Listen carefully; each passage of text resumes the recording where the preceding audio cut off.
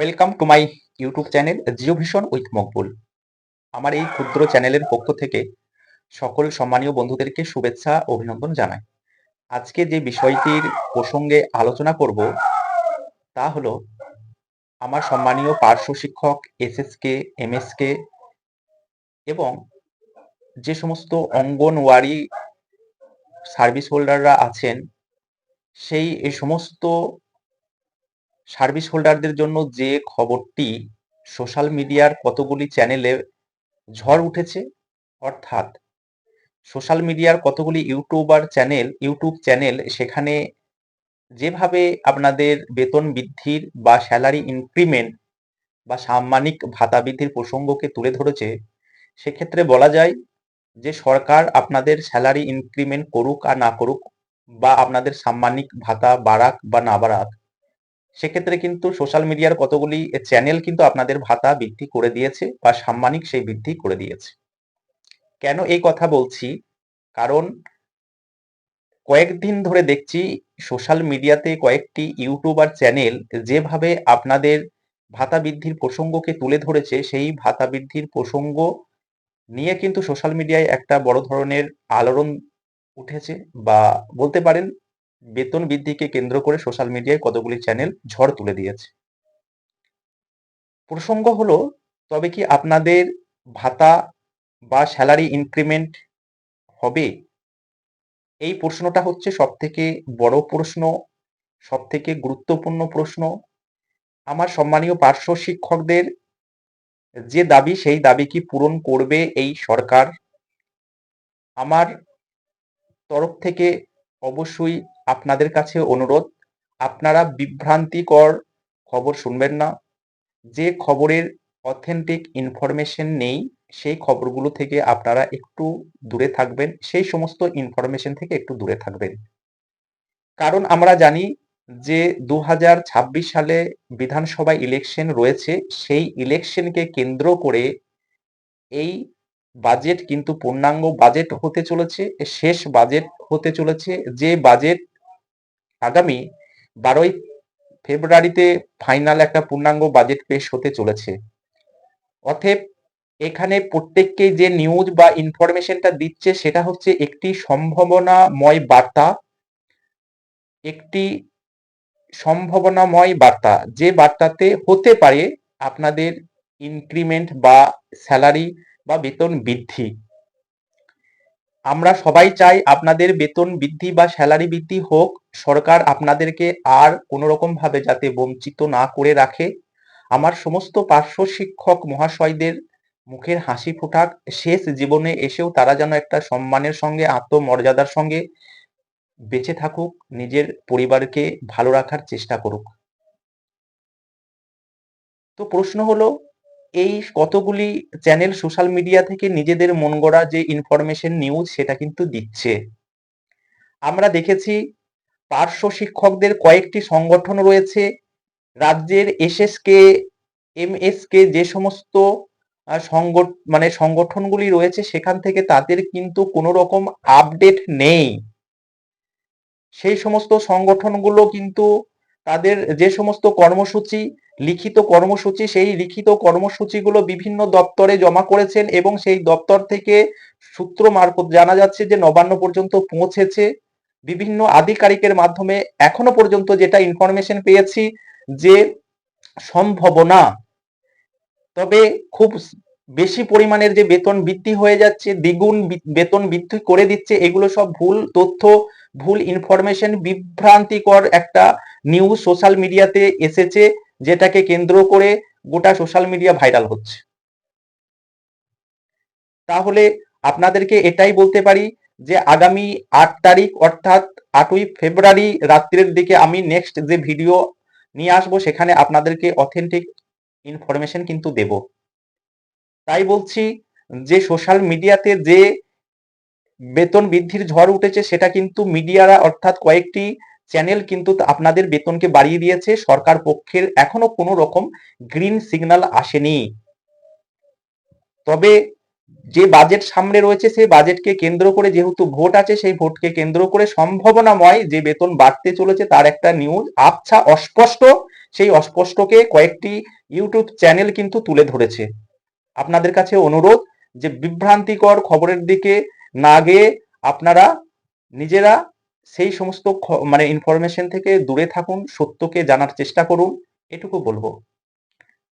আমরা দেখেছি যে 18ই জানুয়ারি পার্শ্ব শিক্ষক সংগঠনের তরফ থেকে সেখানে কিন্তু প্রেস কনফারেন্স করা হয়েছিল।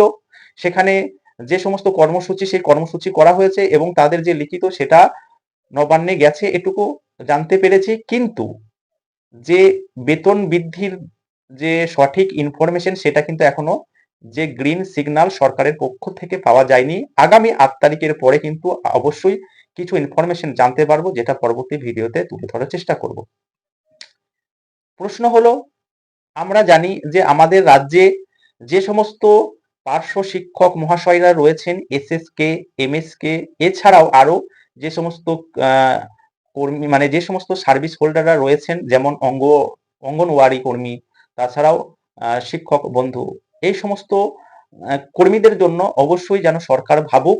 কেননা আমরা জানি আমাদের যে সমস্ত পার্শ্ব শিক্ষক মহাশয়রা রয়েছেন তাদের জীবনের কেউ 20টি বছর, কেউ 18 বছর, কেউ 15 বছর কঠিন পরিশ্রম করে আজকে বিদ্যালয়গুলিকে টিকিয়ে রেখেছেন। বিদ্যালয়ের যে স্কুল ড্রপ অর্থাৎ ছাত্র ছাত্রীদেরকে কিন্তু সঠিকভাবে বিদ্যালয়ে নিয়ে আসা, এই সমস্ত কাজগুলো কিন্তু আজকে আমাদের সম্মানীয় পার্শ্ব শিক্ষক মহাশয়রা করে যাচ্ছেন। আজকে আমাদের রাজ্যের পার্শ্ব শিক্ষক মহাশয়রা সব থেকে বঞ্চিত অবস্থায় রয়েছেন। কেননা আমরা জানি আজকের যুগে যে বেতন পাচ্ছেন আমার সম্মানীয় পার্শ্ব শিক্ষকরা, সেক্ষেত্রে খুবই সামান্য, যে সামান্য বেতনে একটা পরিবার চলতে পারে না। আবারও বলছি, একটা পরিবারের যদি 4 জন থেকে 5 জন মেম্বার থাকে, সেই মেম্বার কিন্তু 10,000 12,000-এ কোনোদিন চলতে পারে না। ঠিক মতো না ওষুধ কেনার মানে টাকা থাকবে, না ছেলে মেয়েদের ঠিকভাবে সঠিকভাবে যে শিক্ষা গ্রহণ সেই শিক্ষা গ্রহণের ক্ষেত্রে কিন্তু অনেক বাধা হয়ে দাঁড়াচ্ছে। হয়তো কোনো পরিবারের সুস্থ অসুস্থ বাবা মা রয়েছে, সেক্ষেত্রে তাদের যে ট্রিটমেন্ট করা সেই ট্রিটমেন্ট করাও কিন্তু বড় কষ্ট সাধ্যের মধ্যে পড়ে যাচ্ছেন আমার সম্মানীয় পার্শ্ব শিক্ষকরা, এসএসকে এমএসকে যে সমস্ত সম্মানীয় শিক্ষক বন্ধু যারা রয়েছেন সেই সমস্ত পরিবার। আজকে দেখতে হচ্ছে একজন পার্শ্ব শিক্ষক তিনি রিটায়ার্ড করার পর তাকে দুয়ারে সরকারে চলে যেতে হচ্ছে যে বয়স্ক ভাতার ফর্ম হাতে নিয়ে, যে আমি মানে মাস শেষে বয়স্ক ভাতা তুলবো। এটা এর থেকে বড় লজ্জার আর কিছু নেই, এর থেকে বড় কষ্টর আর কিছু নেই। আজকে যদি মনের ভেতর কষ্টটা দেখানো যেত, তবে প্রত্যেক আমার সম্মানীয় পার্শ্ব শিক্ষকরা সেই কষ্টটাকে দেখেই দিতে পারতো। তবে বড় আশা হতো আজকে 2025 সাল, এই 2025 সালে এসেও আজকের আমার সম্মানীয় পার্শ্ব শিক্ষক মহাশয়রা, আজকে আমার এসএসকেএম এমএসকেএম যে সমস্ত সম্মানীয় পার্শ্ব শিক্ষকরা আছে তাদেরকে বলতে হচ্ছে যে আমাদের ভাতাকে বৃদ্ধি করুন, আমাদের বেতন স্যালারি ইনক্রিমেন্ট করুন। এর থেকে লজ্জা আর কিছু নেই। এগুলো অবশ্যই সরকারের দেখা উচিত, সরকারের তরফ থেকে পদক্ষেপ গ্রহণ করা উচিত। এগুলোর জন্য কি কেস করতে হয়? বেতন বাড়ানোর জন্য কেস করতে হয়? এর থেকে বড় আফসোসের আর কি আছে?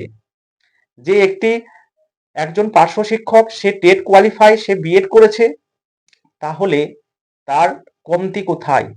10 থেকে 15 বছর, 15 থেকে 20 বছর এক্সপিরিয়েন্স রয়েছে, এর থেকে বড় কোয়ালিটি আর কি হতে পারে? তাই আমার একান্ত অনুরোধ আমার মাননীয় শিক্ষামন্ত্রীর কাছে, আমার মাননীয়া মুখ্যমন্ত্রীর কাছে এবং আমার মাননীয়া যে সমস্ত আধিকারিকগণ রয়েছেন সেই সমস্ত আধিকারিকগণের কাছে, যে আমার রাজ্যের সমস্ত পার্শ্ব শিক্ষকদের যে দাবি সেই দাবিকে আপনারা পূরণ করুন। শেষ জীবনে এসেও যাতে সেই সমস্ত পার্শ্ব শিক্ষকদের মুখে একটু হাসি ফোটাতে মানে পারেন, বা পরিবারের মুখের দিকে তাকিয়ে আমার পার্শ্ব শিক্ষক মহাশয়দের সামাজিক মর্যাদা এবং যে আর্থসামাজিক ব্যাপার এই ব্যাপারগুলোকে মজবুত করে। তো আমার একান্ত অনুরোধ সেই মাননীয়ার কাছে, যে মাননীয়া বারবার নিজেকে মানবিক বলে দাবি করেছেন, মানবিক বলে দাবি রাখেন।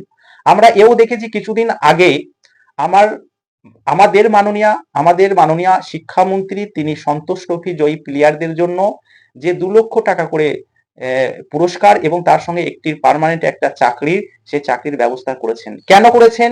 সেই সমস্ত প্লেয়ারদের যে পরিবারের মুখের দিকে তাকিয়ে। তো আমি অনুরূপভাবে আমার মাননীয়ার কাছে অনুরোধ জানাবো যে এই আমার রাজ্যের সম্মানীয় পার্শ্ব শিক্ষকদের মানে যে বেতন সেটা খুবই সামান্য। এই সামান্য বেতন নিয়ে একটা পরিবার চলতে পারে না। তো আপনার কাছে অনুরোধ, এই পরিবারের দিকে তাকিয়ে, এই সমস্ত পার্শ্ব শিক্ষকদের মুখের দিকে তাকিয়ে আগামী দিনে এই পার্শ্ব শিক্ষকদের যাতে কোনো রকম প্রবলেমের মুখে পড়তে না হয়, তারা যেন সুষ্ঠুভাবে জীবন যাপন করতে পারে, সেই জন্য এই সমস্ত পার্শ্ব শিক্ষকদের যে দাবি, সেই দাবি আপনি পূরণ করে দেন। এটাই আমার এই ভিডিওর মাধ্যমে বার্তা।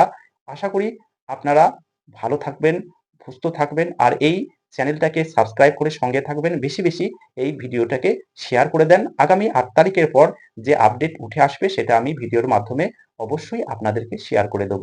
ধন্যবাদ, ভালো থাকুন।